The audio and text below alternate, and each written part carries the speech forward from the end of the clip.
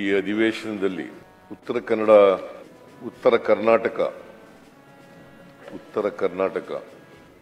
ನಾನು ಯಾವಾಗಲೂ ಉತ್ತರ ಕರ್ನಾಟಕ ಅಂತ ಹೇಳೋದೇ ಇಲ್ಲ, ಸಮಗ್ರ ಕರ್ನಾಟಕ ಅಂತ ಹೇಳೋದು. ಕರ್ನಾಟಕ ಸಮಗ್ರ ಕರ್ನಾಟಕ. ಆದರೂ ಉತ್ತರ ಕರ್ನಾಟಕದ ಸಮಸ್ಯೆಗಳ ಬಗ್ಗೆ, ರಾಜ್ಯದಲ್ಲಿರ್ತಕ್ಕಂಥ ಜಿಲ್ಲೆಗಳ ನಡುವೆ ಇರ್ತಕ್ಕಂಥ ತಾರತಮ್ಯದ ಬಗ್ಗೆ, ರೀಜನಲ್ ತಾರತಮ್ಯದ ಬಗ್ಗೆ, ತಾಲೂಕುಗಳ ಮಧ್ಯೆ ಇರ್ತಕ್ಕಂಥ ತಾರತಮ್ಯಗಳ ಬಗ್ಗೆ ಈ ಸಾರಿ ಬಹಳ ಸುದೀರ್ಘವಾಗಿ ಚರ್ಚೆ ಆಗಿದೆ. ಸುಮಾರು 42 ಜನ ಮಾನ್ಯ ಸದಸ್ಯರುಗಳು ಈ ಚರ್ಚೆಯಲ್ಲಿ ಭಾಗವಹಿಸಿದ್ದಾರೆ. 42 ಜನ ಮಾನ್ಯ ಸದಸ್ಯರು ಸುಮಾರು 11 ಗಂಟೆ 4 ನಿಮಿಷ ಅವ್ರಿಗೆ ಅವಕಾಶ ಕೊಟ್ಟಿದ್ದೀರಿ. ಅನೇಕ ಜನ ಉತ್ತರ ಕರ್ನಾಟಕದ ಬಗ್ಗೆ, ಕರ್ನಾಟಕದ ಅಭಿವೃದ್ಧಿ ಬಗ್ಗೆ ಬೆಳಕನ್ನು ಚೆಲ್ತಕ್ಕಂಥ ಪ್ರಯತ್ನವನ್ನು ಮಾಡಿದ್ದಾರೆ. ನಾನು ಈ ಚರ್ಚೆಯಲ್ಲಿ ಭಾಗವಹಿಸಿದಂಥ ಎಲ್ಲ ಮಾನ್ಯ ಸದಸ್ಯರಿಗೆ ಧನ್ಯವಾದಗಳನ್ನು ಹೇಳಲಿಕ್ಕೆ ಬಯಸ್ತಾ ಇದ್ದೇನೆ. ನಿಮಗೂ ಧನ್ಯವಾದಗಳನ್ನು ಹೇಳಲಿಕ್ಕೆ ಬಯಸ್ತಾ ಇದ್ದೇನೆ. ಬಹಳ ಜನ ಉತ್ತಮವಾದಂಥ ಸಲಹೆಗಳನ್ನು ಕೊಟ್ಟಿದ್ದಾರೆ. ರಾಜಕೀಯ ಮಾತಾಡಿರೋರು ಬಹಳ ಕಡಿಮೆ, ಅಭಿವೃದ್ಧಿ ಬಗ್ಗೆನೇ ಹೆಚ್ಚು ಮಾತನಾಡಿದ್ದಾರೆ. ನಾವು ಇಲ್ಲೆಲ್ಲ ಸದನದಲ್ಲಿ ಸೇರ್ತಕ್ಕಂಥದ್ದು ಇಡೀ ರಾಜ್ಯದ ಬಗ್ಗೆ ಚರ್ಚೆ ಮಾಡಲಿಕ್ಕೆ, ಇಡೀ ರಾಜ್ಯದ ಅಭಿವೃದ್ಧಿ ಬಗ್ಗೆ ಚರ್ಚೆ ಮಾಡಲಿಕ್ಕೆ, ಇಡೀ ರಾಜ್ಯದ 7 ಕೋಟಿ ಜನರ ಸಮಸ್ಯೆಗಳ ಬಗ್ಗೆ ಚರ್ಚೆ ಮಾಡಲಿಕ್ಕೆ. ಇದರಲ್ಲಿ ಆ ಪಕ್ಷ ಈ ಪಕ್ಷ ಅಂತಿಲ್ಲ, ರೂಲಿಂಗ್ ಪಾರ್ಟಿ ಅಪೋಸಿಷನ್ ಪಾರ್ಟಿಗಳು ಅಂತ ಏನಿಲ್ಲ. ರಾಜಕೀಯ ಮಾಡಬೇಕಾದ್ರೆ ಚುನಾವಣೆಯಲ್ಲಿ ರಾಜಕೀಯ ಮಾಡ್ತೀವಿ, ಬೇರೆ ಸಂದರ್ಭಗಳಲ್ಲಿ ಮಾಡ್ತೀವಿ. ಆದರೆ ಇಲ್ಲಿ ರಾಜ್ಯದ ಬಗ್ಗೆ ಚರ್ಚೆ ಮಾಡುವಾಗ ರಾಜ್ಯದ ಅಭಿವೃದ್ಧಿ ಬಗ್ಗೆ ಗಮನದಲ್ಲಿಟ್ಟುಕೊಂಡು ಚರ್ಚೆ ಮಾಡ್ತಕ್ಕಂಥದ್ದು ಅಗತ್ಯ, ಅವಶ್ಯಕ ಅಂತಕ್ಕಂಥ ಮಾತುಗಳನ್ನು ಹೇಳಲಿಕ್ಕೆ ಬಯಸ್ತಾರೆ. ಒಂದು ಸಂತೋಷ ಏನು ಅಂತಂದ್ರೆ, ಈ 42 ಜನರಲ್ಲಿ ಭಾರತೀಯ ರಾಷ್ಟ್ರೀಯ ಕಾಂಗ್ರೆಸ್ನಿಂದ 24 ಜನ ಮಾತಾಡಿದ್ದಾರೆ. ಕಾಂಗ್ರೆಸ್ನಿಂದ 24 ಜನ ಮಾತಾಡಿದ್ದಾರೆ. ಬಿಜೆಪಿಯಿಂದ 15 ಜನ ಮಾತಾಡಿದ್ದಾರೆ. ಜನತಾದಳದಿಂದ 2 ಮಾತಾಡಿದ್ದಾರೆ. ಪಕ್ಷೇತರರು 1 ಮಾತಾಡಿದ್ದಾರೆ. ಒಟ್ಟು 42 ಜನರು ಈ ವಿಶೇಷ ಚರ್ಚೆಯಲ್ಲಿ ಭಾಗವಹಿಸಿ ತಮ್ಮ ಅಭಿಪ್ರಾಯಗಳನ್ನು, ಸಲಹೆಗಳನ್ನು, ಸೂಚನೆಗಳನ್ನು, ಸರ್ಕಾರ ಏನು ಮಾಡಬೇಕು, ಸರ್ಕಾರ ಏನು ಮಾಡಿಲ್ಲ, ಇವುಗಳ ಬಗ್ಗೆ ಎಲ್ಲ ಕೂಡ ಅವರ ಅನಿಸಿಕೆಗಳನ್ನು ಹೇಳಿದ್ದಾರೆ. ನಾನು ಮತ್ತೊಮ್ಮೆ ಅವರಿಗೆಲ್ಲರಿಗೂ ಕೂಡ ಅಭಿನಂದನೆಗಳನ್ನು, ಧನ್ಯವಾದಗಳನ್ನು ಹೇಳಲಿಕ್ಕೆ ಬಯಸ್ತೇನೆ. ಆದರೆ ಭಾರತೀಯ ಜನತಾ ಪಕ್ಷದವರು,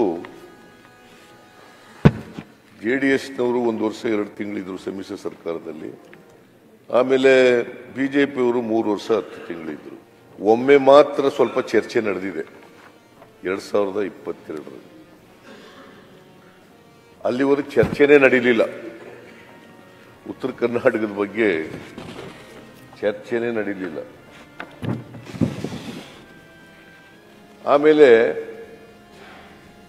ಸುಮಾರು ಒಂದು 7-8 ಜನ MLAಗಳು ಭಾಗವಹಿಸಿ ಚರ್ಚೆ ಮಾಡಿದ್ರು. ಸರ್ಕಾರ ಅದಕ್ಕೆ ಉತ್ತರ ಕೊಡಬೇಕಲ್ಲ. ಯತ್ನಾಳ್ ಅವರೇ, ಮಾಧುಸ್ವಾಮಿ ಅವರು ಬರೀ 54 ಪದಗಳು ಅಷ್ಟೇ ಇರಬೇಕು ಅಂತ ಉತ್ತರ ಕೊಟ್ಬಿಟ್ಟಿದ್ದಾರೆ. ಬಹಳ ಬುದ್ಧಿವಂತಿಕೆಯಿಂದ 54 ಪದಗಳಲ್ಲೇ ಉತ್ತರ ಕೊಟ್ಬಿಟ್ಟವ್ರು. ನೋಡಿ ಹಿಂಗೆ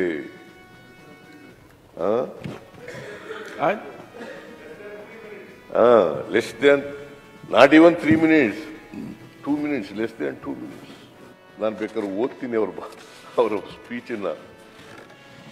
ಓದ್ಲಾ ಸರ್? ಹೇಳುವ ಸರ್, ಸರ್ ತಾವು ಹೇಳಿದಿರಿ ರಾಜಕೀಯ ನಾವು ಯಾರು ಮಾತಾಡಿಲ್ಲ 42 ಜನ. ದಯಮಾಡಿ ಉತ್ತರ ಕರ್ನಾಟಕದ ಬಗ್ಗೆ ಮಾಡ್ರಿ. ನಿಮ್ಮಿಂದ ನಮಗೆ ಬಹಳ ಅಪೇಕ್ಷೆ ಐತಿ. ಅವ್ರೇನ್ ಹಿಂದಿನವ್ರು ಮಾಡ್ಯಾರ ಬಿಡ್ರಿ. ನೀವು ಮಾಡ್ರಿ, ರಾಜಕೀಯ ಮಾತಾಡೋದು ಬೇಡ, ಕಾಂಟ್ರವರ್ಸಿ ಮಾಡಿ ನಮ್ಮ ಟೈಮು ನಿಮ್ ಟೈಮು ವೇಸ್ಟ್ ಮಾಡೋದು ಬೇಡ. ಉತ್ತರ ಕರ್ನಾಟಕಕ್ಕೆ ಏನ್ ಮಾಡ್ತೀರಿ ಅದ್ರ ಬಗ್ಗೆ ದಯಮಾಡಿ ಹೇಳಿ. ಮಿಸ್ಟರ್ ರಾಜಕೀಯ ಅಲ್ಲ ಮಿಸ್ಟರ್ ಬೆಲ್ಲ, ನೀವು ಏನ್ ನಡೆದಿತ್ತು ಅದು ಹೇಳ್ಬೇಕಾ ಬೇಡ? ನಡೆದದ್ದು ಹೇಳ್ಬಾರ್ದ? ಸರಿ, ಬಗ್ಗೆ ಹೇಳಿ ಸರ್.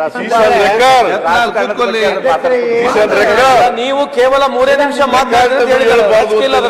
ಇದ್ದ ವಿಚಾರ ಹೇಳ್ತಾರೆ. ಪಾಲಿಟಿಕ್ಸ್ ನಾ ಹೇಳೋದೇನು ಪಾಲಿಟಿಕ್ಸ್ ಏನ್ರಿ? ಎಲ್ಲಿ ಸರ್, ಒಂದ್ ನಿಮಿಷ. ನಾ ಹೇಳೋದೇನಂದ್ರೆ, ಯಾವಾಗಲೂ ಇಲ್ಲಿ ಉತ್ತರ ಕರ್ನಾಟಕ ಬೆಳಗಾವಿಯಲ್ಲಿ ಅಧಿವೇಶನ ನಡೆದಾಗ 11 ಸಲ ಏನೋ ನಡೆದಿದೆ ಚರ್ಚೆ. ಅಧ್ಯಕ್ಷರೇ, ಯಾವಾಗಲೂ ಕೊನೆ ಶುಕ್ರವಾರ ಇವತ್ತೇನೈತಿ ಇವತ್ತು ಕೊಡ್ತಿದ್ರು. ಯಾವ ಶಾಸಕರು ಇರ್ತಿದ್ದಿಲ್ಲ, ಯಾರೂ ಇರ್ತಿದ್ದಿಲ್ಲ. ಆದ್ರೆ ಮಾನ್ಯ ಅಧ್ಯಕ್ಷರು ನಮ್ಮ ಎಲ್ಲರ ಒತ್ತಡ ಮೇರೆಗೆ, ನಮ್ಮ ಎಲ್ಲರ ವಿನಂತಿ ಮೇರೆಗೆ ತಾವು ಮೊದಲೇ ದಿವಸದ ಅಜೆಂಡಾದಲ್ಲಿ ಹಾಕಿದ್ರಿ. ಅದಕ್ಕೆ ತಮಗೆ ಮೊದಲು ನಾನು ಧನ್ಯವಾದಗಳನ್ನು ಬಯಸ್ತಾ ಇದ್ದೇನೆ. ಎರಡನೇದು ಅಧ್ಯಕ್ಷರೇ, ಈ ಒಂದು 3 ದಿವಸದಿಂದ ಏನು ಚರ್ಚೆಗೆ ಅವಕಾಶ ಆಯಿತು, ಅದರಿಂದ ಹೆಚ್ಚು ಜನ ಭಾಗವಹಿಸಲಿಕ್ಕೆ ಸಾಧ್ಯ ಆಯಿತು.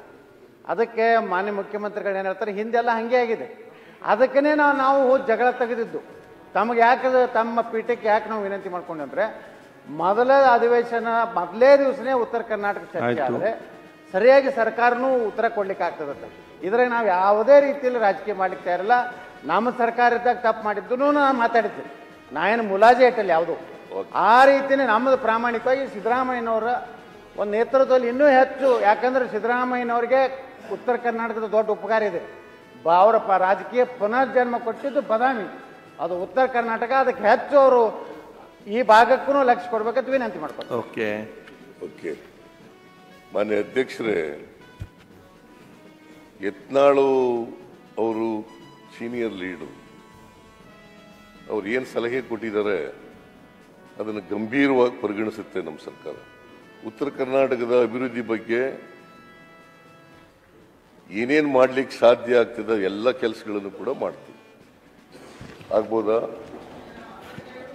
ಆಯ್ತು ಆಯ್ತಾಯ್ತು. ಪದೇ ಪದೇ ಎದುರು ಏನಾಗ್ತದೆ, ನಿಮ್ಮ ತೂಕ ಕಮ್ಮಿ ಆಗ್ಬಿಡ್ತದೆ. ಪದೇ ಪದೇ ಹೇಳಕ್ ಹೋಗ್ಬೇಡಿ. ಮಾಧುಸ್ವಾಮಿ ಅವ್ರ ಉತ್ತರ ಸ್ವಲ್ಪ ಓದ್ಬಿಡ್ತೀನಿ ನಾನು. ಮಾನ್ಯ ಅಧ್ಯಕ್ಷರೇ, ಬೆಳಗಾವಿಯಲ್ಲಿ ಶಾಸನಸಭೆ ನಡೆದು ಈ ಭಾಗದಿಂದ ಆಯ್ಕೆಯಾದ ಪ್ರತಿನಿಧಿಗಳು ಉತ್ತರ ಕರ್ನಾಟಕ ಭಾಗದ ಅಭಿವೃದ್ಧಿಯಲ್ಲಿ, ವಿಶೇಷವಾಗಿ ನೀರಾವರಿ, ಇಲ್ಲಿ ಪ್ರವಾಹದಿಂದ ಆಗಿರುವ ಹಾನಿ ಮತ್ತು ರೈತರ ಬೆಳೆಗಳಿಗೆ ಆಗಿರುವ ನಷ್ಟ ಇವೆಲ್ಲವನ್ನೂ ಕುರಿತು ಮಾತನಾಡಿದ್ದಾರೆ. ಇದೆಲ್ಲವನ್ನು ನಾವು ಟಿಪ್ಪಣಿ ಮಾಡಿಕೊಂಡಿದ್ದೇವೆ. ಕಾಲ ಬಹಳ ಕಡಿಮೆ ಇರುವುದರಿಂದ ಸರ್ಕಾರ ಈ ಬಗ್ಗೆ ಪರಿಶೀಲನೆ ಮಾಡಿ ತಾವೇನು ಸಲಹೆ ಮಾಡಿದ್ದೀರಿ ಅದನ್ನು ಕೂಲಂಕಷವಾಗಿ ನೋಡಿ ಮುಂದಿನ ಕ್ರಮ ಜರುಗಿಸುತ್ತೇವೆ ಎಂದು ಸರ್ಕಾರದ ಪರವಾಗಿ ಹೇಳಲಿಕ್ಕೆ ಬಯಸುತ್ತೇನೆ. Are you happy with this?